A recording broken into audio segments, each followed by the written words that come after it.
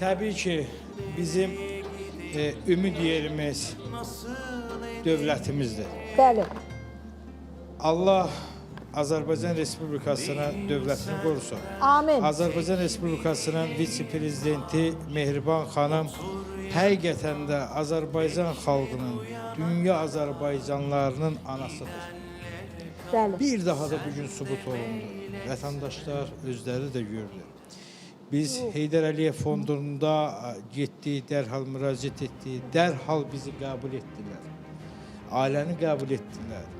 Sonra isə Azərbaycan Respublikasının Prezident Administrasiyasının da vətəndaş qəbulunda qəbul etdilər. Mühüm şəxslər, təşəkkür edirəm, adlarını çəkmirəm.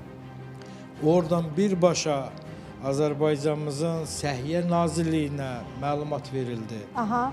Sonra isə bu uşağın xəstəliyi ilə bağlı olaraq o xəstəxanaya da müraciət olundu. Bəli. Getdik xəstəxanaya.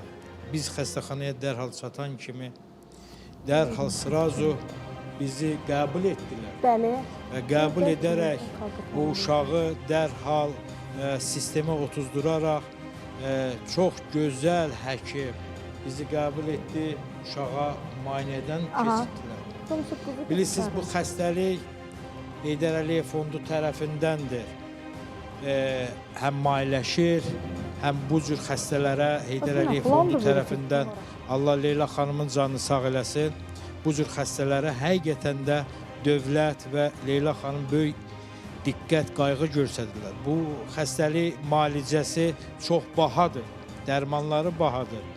Ancaq bugün gözəl balamızın dövlət öz üzərinə götürdü, müalicələrini yüksək səviyyədə aparılıcı.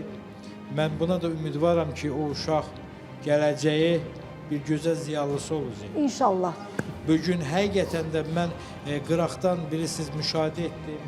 Anaya, nenəyə, babaya o xəstəxanadan biz çıxanda onlar nə cür sevinirdilər. Bunlar inanmırdılar. Ancaq bugün dövlətimiz sağ olsun ki, vətəndaşına sübut etdi ki, Azərbaycan dövləti mənim vətəndaşım, sənin yanındayam.